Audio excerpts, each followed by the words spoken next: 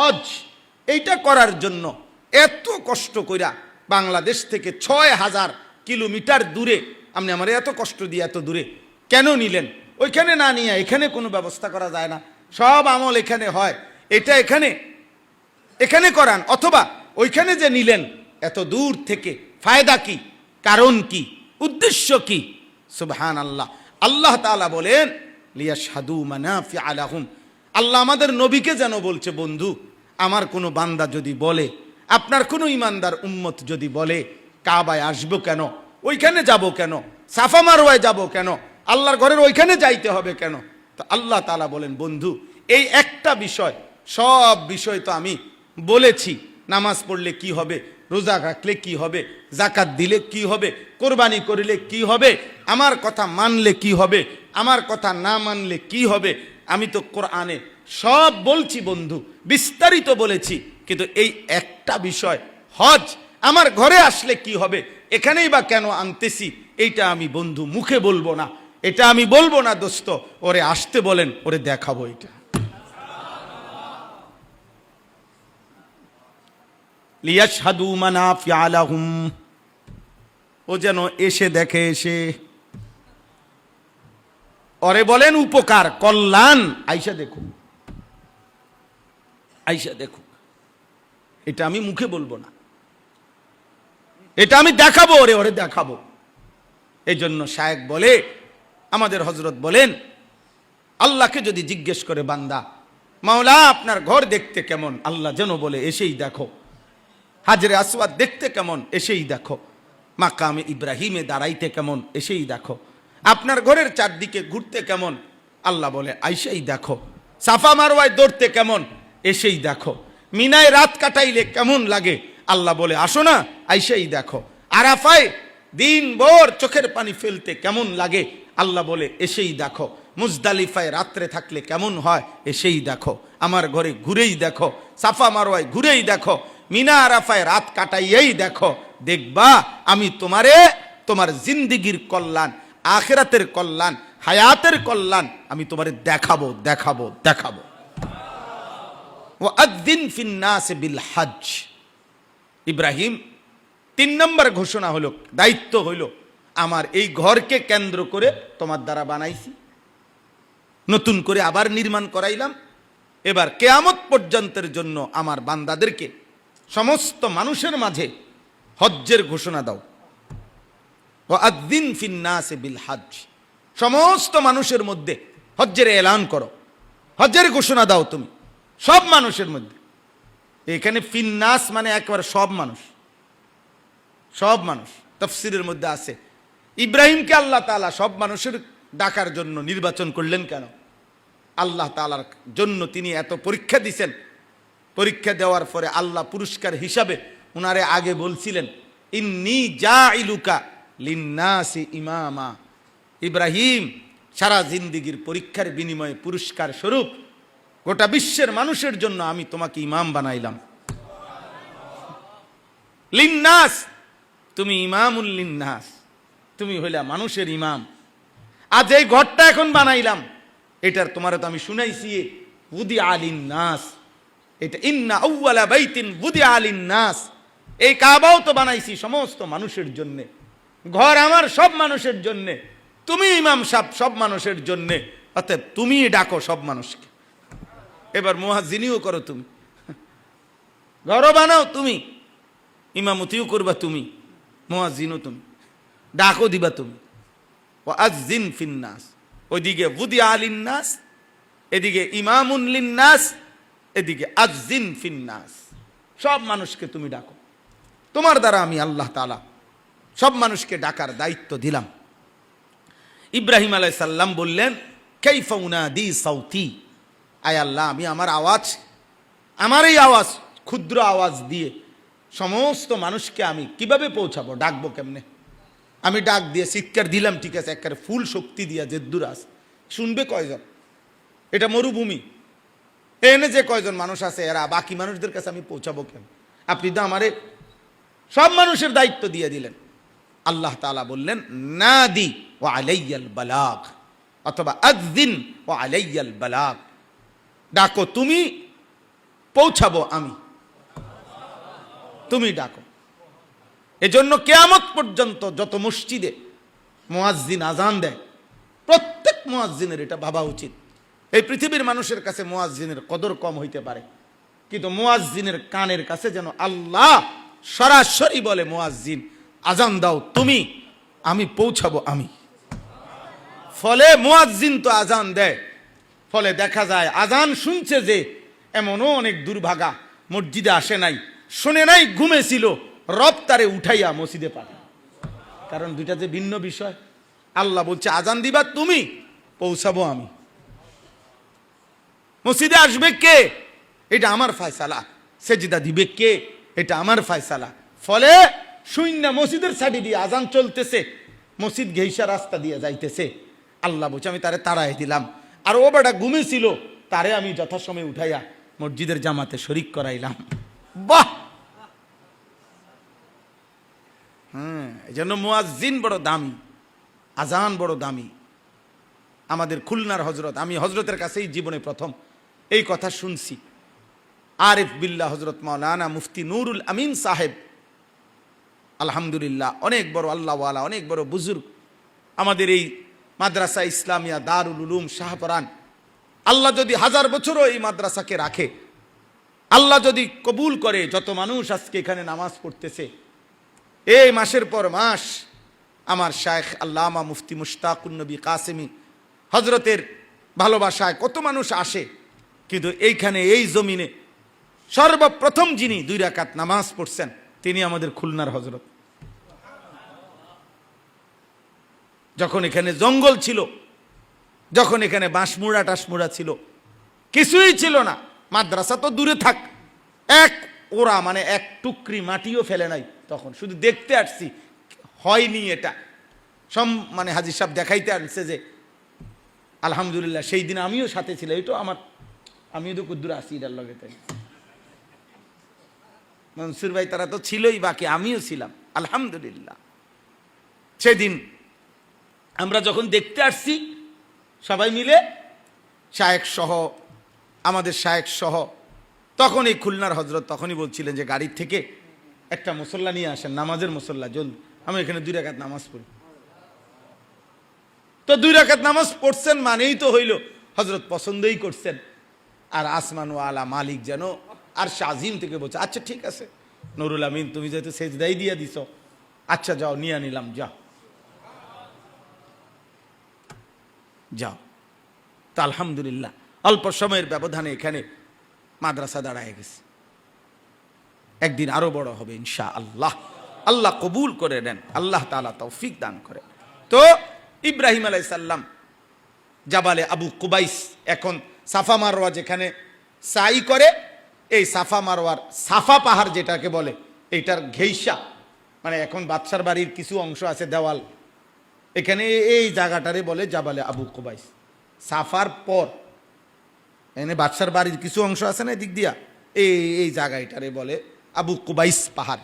এইখানে দাঁড়িয়ে নবী ইব্রাহিম আলাইহিস সালাম এইখানে দাঁড়াইয়া তিনি ঘোষণা দিয়েছেন, আইয়ুহান নাস, হে পৃথিবীর মানুষ, ইন্না রাব্বাকুম বানা বাইতান, তোমাদের রব তার ঘর বানিয়েছেন, ওয়া ইন্নাল্লাহা কাদ আওজাবা আলাইকুমুল হাজ্জা ইলাইহি, এবং তোমাদের রব তার ঘরকে কেন্দ্র করে তোমাদের জন্য হজ করতে বলেছেন। ফাআজিবু রাব্বাকুম, তোমরা তোমাদের রবের ডাকে সাড়া দাও। আল্লাহ নবী সাল্লাল্লাহু আলাইহি সাল্লাম বলেন, ইব্রাহিমের এই ডাক আল্লাহ তাআলা যত মানুষ সেদিন ফি আসলাবির রিজাল ওয়া আরহামিন নিসা, মায়ের গর্ভে যত সন্তান ছিল, বাবার বীর্যে যত সন্তান ছিল, রুহের জগতে যত সন্তান ছিল, জমিনে জীবিত যত সন্তান ছিল, মানুষ ছিল, যাদের তকদিরে আর নসিবে আল্লাহ তাআলা তার ঘরের জিয়ারত তকদিরে রাখছেন, ফয়সালা করেছেন, তো আল্লাহ তাআলার কুদরতে তাদের প্রত্যেকের কাছে আওয়াজ পৌঁছে, এবং সকলেই প্রত্যেকেই যে যেখানে ছিল, কেউ রুহের জগতে, কেউ মায়ের গর্ভে, কেউ বাবার বীর্যে, কেউ জীবিত, তো আল্লাহর দয়ায় ওই সৌভাগ্যবান ব্যক্তিরা যারা যুগে যুগে মালিকের ঘরে যাবে, তারা সকলেই একসাথে বলে উঠছে, লাব্বাইক আল্লাহুম্মা লাব্বাইক লাব্বাইক লা শারীকা লাক লাব্বাইক ইন্নাল হামদা ওয়ান নি'মাতা লাকা ওয়াল মুলক লা শারীকা লাক। লাব্বাইক বলে জবাব দিস, আল্লাহ তাআলা গ্রহণ করে নিছে, আল্লাহ তাআলা ওই আওয়াজ পৌঁছায় দিছে। তো আল্লাহ তাআলা ইব্রাহিমকে বলছে ইয়াতুকা রিজালান ওয়া আলা কুল্লি দামিরিন ইয়াতিনা মিন কুল্লি ফাজ্জিন আমিক। আল্লাহ তাআলা বললেন, ইব্রাহিম আজ তুমি আজান দিয়ে রাখো, আজ তুমি ঘোষণা দিয়ে রাখো, আমি তোমারে ওয়াদা দিলাম, আমি ওয়াদা দিলাম তোমার এই ঘর ইয়াতুকা তোমার নিকট মহব্বত করে, ঘর তো আল্লাহরই, কিন্তু ইব্রাহিম যে বানাইছে আল্লাহ কি মায়া করছে, বলছে আমি তোমারে ওয়াদা দিলাম এই তোমার কাছে, মানে তোমার ঘরের এই কাছে যে ঘর তোমারে দিয়ে বানাইছি, ও চিরেই যুগে যুগে কিয়ামত পর্যন্ত আমার বান্দারা আসবে। আমি বললাম এক, কেমনে আসবে? রিজালান, প্রথমত ওরা আসবে যারা কাছের পায়ে হেঁটে আসবে। তো কাছের ওলারাই শুধু আসবে? আল্লাহ বলে না, যা ওয়াদা দিলাম ওয়া আলা কুল্লি যামিরিন ইয়াতিনা মিন কুল্লি ফাজ্জিন আমিক, দূর থেকে দূর, গভীর থেকে গভীর, ভেতর থেকে ভেতরের যত গলি, যত রাস্তা, পৃথিবীর শেষ প্রান্তে যেখানে রাস্তা আছে, মানুষ চলাচলের পথ আছে, সেখানেও যদি কোনো ইমানদার বান্দা আমার থাকে, আমি ইমান দেব এমন বান্দাকেও পৃথিবীর সর্বোচ্চ দূর থেকে, গভীর থেকে গভীর, ভিতর থেকে ভেতর থেকে ভেতর থেকে আমি আল্লাহ তাদেরকেও এই ঘরের কাছে নিয়ে আসবো, আসবে। ওয়া আলা কুল্লি দামির, এই শব্দটার অর্থ হলো এমন বাহনে চড়ে আসবে দূরের বান্দা আমার, দূরের ইমানদার আমার ঘরের উদ্দেশ্যে আসতে আসতে গাধা, ঘোড়া, খচ্চর, ওঁট যেটার পিঠে চড়ে সে আসছে ওইটা পর্যন্ত দুর্বল হয়ে যাবে। তাহলে কমপক্ষে 3 কিলোমিটার দূর থেকে আসবে, কি 30 কিলো দূর থেকে আসবে, হাজার হাজার মাইল দূর থেকে আসবে, ফলে বাহন পর্যন্ত কি হয়ে যাবে? দুর্বল হয়ে যাবে। আজকের পৃথিবীতে এতটা দূর থেকেও, এই পৃথিবী বর্তমান সময় হিসাবে তাফসির হবে কি, যে এত দূর থেকেও হজ্জের সময় হজ্জের ফ্লাইট হয়, ফ্লাইট আসে, যে পৃথিবীর এত দূর থেকে, যেখান থেকে এক ফ্লাইটে, ডাইরেক্ট এক ফ্লাইটে জিদ্দা যাওয়া সম্ভব না, বিমান দুর্বল হইতে বাধ্য, মানে ফুয়েল তেল শেষ হইয়া যায়, যার ফলে বাধ্যতামূলক তাকে মাঝখানে কোথাও না কোথাও ট্রানজিট করতে হয়, নতুন তেল নিতে হয়। তার মানে হইল বাহন কি হয়ে গেছে? দুর্বল হয়ে গেছে, ফুয়েল শেষ, তেল শেষ, আবার তেল নিতে হবে। এত দূর থেকে আল্লাহ তাআলা তার বান্দাদেরকে নিয়ে আসে। এইবার শেষ আয়াত, আর অল্প একটু, আমার সময় শেষ, বাকি আমার মহব্বত তো শেষ হয় নাই, বুঝেন নাই? আর একটু, এই কারীম, এবার হইল 3 নম্বর আয়াত, বাকি তো আরো আছে আয়াত, আপনারা সেগুলো পরে পড়বেন। আরেকটা আয়াত, লিয়াশহাদু মানাফিআ লাহুম, হ্যাঁ এইটা হলো সবচেয়ে মজার কথা। শুনতেছেন আপনারা? ঠিক মতো বলছেন? এবার এটা শোনেন, এটা শোনেন, এটা কি? এইটা শুনলে আমার শায়েখ আরিফ বিল্লাহ হাকিমুন নফস আল্লামা মুফতি মুশতাকুন নবী কাসিম, আমি উনার থেকে এটা তর্জমা শুনছি, উনি যেমনে বলে, হুজুর যেমনে বলছে, উনার মহব্বত আর কলিজা দিয়া উনি যেমনে বুঝায়, সেটা হলো, এতক্ষণ তো বললাম ইব্রাহিমকে আল্লাহ তাআলা কাবা ঘর এর পাশে প্রথম ওনার বিবি আর ছেলেকে অবস্থান করাইলেন, কিছুদিন পরে কোরবানির ঘটনা ঘটাইলেন, এরপরে কাবা ঘর পুনরায় নির্মাণ করাইলেন, এরপরে 3টা কথা বললেন, শিরিক করবে না, আমার ঘর পবিত্র রাখবে, আর আমার ঘরের উদ্দেশ্যে সবাইকে কি করো? হজ্জের ঘোষণা দাও। এইবার যদি কোনো বান্দা আল্লাহ তাআলার কাছে বলে যে আয় মাওলা, আমি তো নামাজ আপনার আমার জায়গার থেকেই আপনার জন্য আদায় করলে হয়ে গেল, যাকাত তো আমি আমার জায়গার থেকে আদায় করলে হয়ে যায় আপনার জন্য, রোজা আমি আমার জায়গার থেকে আপনার জন্য রোজা পালন করলে আদায় হয়ে যায়, জিকির আমার জায়গার থেকে করলে হয়ে যায়, কোরআনের তেলাওয়াত আমার জায়গার থেকে করলে হয়ে যায়, কুরবানি আমার জায়গার থেকে করলে হয়ে যায়, সমস্ত ইবাদত আমি আমার দেশে করতে পারি, আমার এলাকায় আদায় হয়ে যায়। আপনি আমার এই একটি ইবাদত হজ এইটা করার জন্য এত কষ্ট কইরা বাংলাদেশ থেকে ৬,০০০ কিলোমিটার দূরে আপনি আমার এত কষ্ট দিয়ে এত দূরে কেন নিলেন? ওইখানে না নিয়ে এখানে কোনো ব্যবস্থা করা যায় না? সব আমল এখানে হয়, এটা এখানে এখানে করান, অথবা ওইখানে যে নিলেন এত দূর থেকে ফায়দা কি, কারণ কি, উদ্দেশ্য কি? সুবহানাল্লাহ। আল্লাহ তাআলা বলেন লিয়াশহাদু মানাফিআ লাহুম। আল্লাহ আমাদের নবীকে যেন বলছে, বন্ধু আমার কোনো বান্দা যদি বলে, আপনার কোনো ইমানদার উম্মত যদি বলে কাবায় আসবো কেন, ওইখানে যাব কেন, সাফা মারওয়ায় যাব কেন, আল্লাহর ঘরের ওইখানে যাইতে হবে কেন? তো আল্লাহ তাআলা বলেন, বন্ধু এই একটা বিষয়, সব বিষয় তো আমি বলেছি। নামাজ পড়লে কি হবে, রোজা রাখলে কি হবে, জাকাত দিলে কি হবে, কোরবানি করলে কি হবে, আমার কথা মানলে কি হবে, আমার কথা না মানলে কি হবে, আমি তো কোরআনে সব বলছি বন্ধু, বিস্তারিত বলেছি। কিন্তু এই একটা বিষয় হজ আমার ঘরে আসলে কি হবে, এখানেই বা কেন আনতেছি, এইটা আমি বন্ধু মুখে বলবো না, এটা আমি বলবো না দোস্ত, ওরে আসতে বলেন, ওরে দেখাবো এটা। লিয়াশহাদু মানাফিআ লাহুম, ও যেন এসে দেখে, এসে ওরে বলেন উপকার কল্যাণ, আইসা দেখো, আইসা দেখো। এটা আমি মুখে বলবো না, এটা আমি দেখাবো, ওরে ওরে দেখাবো। এই জন্য শায়েখ বলে, আমাদের হযরত বলেন, আল্লাহকে যদি জিজ্ঞেস করে বান্দা, মাওলা আপনার ঘর দেখতে কেমন, আল্লাহ যেন বলে এসেই দেখো। হাজরে আসওয়াদ দেখতে কেমন, এসেই দেখো। মাকামে ইব্রাহিমে দাঁড়াইতে কেমন, এসেই দেখো। আপনার ঘরের চারদিকে ঘুরতে কেমন, আল্লাহ বলে আইসেই দেখো। সাফা মারওয়ায় দৌড়তে কেমন, এসেই দেখো।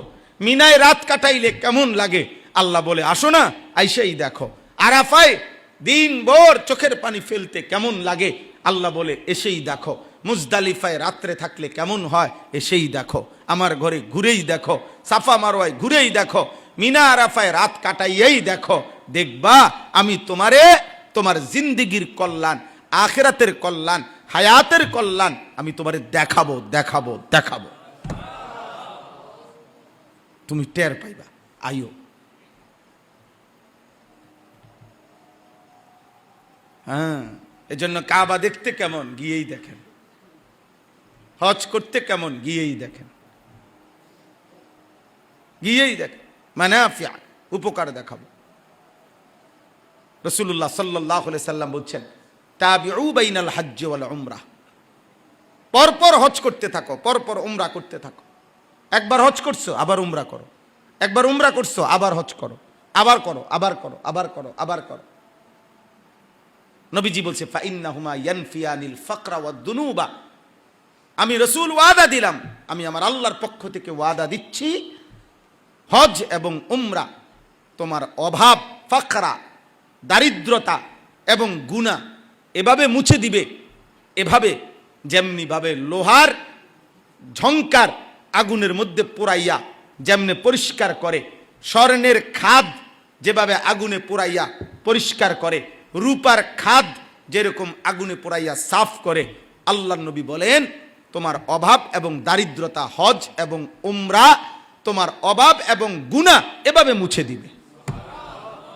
তাহলে কোরআনে আছে, আশ-শাইতানু ইয়াইদুকুমুল ফাকরা, শয়তান তোমাদেরকে দারিদ্রতার ভয় দেখায়, আর নবী বলছে হজ উমরা তোমাদের দারিদ্রতা দূর করে দিবে। কাজেই হজ্জের কথা মনে হইলে যার অভাবের কথা মনে পড়ে, আল্লাহর ঘরে যাওয়ার কথা হইলে যার অভাবের কথা মনে পড়ে, হ্যাঁ, যে এখনো মেয়ে বিয়ে দিয়ে শাড়ি নাই, এখনো ছেলে বিয়ে করায় শাড়ি নাই, এখনো 2টা ছেলে লন্ডন পাঠাইয়া শেষ হয় নাই, এখনো বাড়ির কাজ শেষ করি নাই, এখনো একটু জাগা জমি কিনা সংসারটা এখনো ঘুষাই নাই, এখনই যদি হজ করে ফেলি তাইলে কি হবে, টাকা পয়সা হুট করে খরচ করে ফেললে পরে চলবে কেমনে।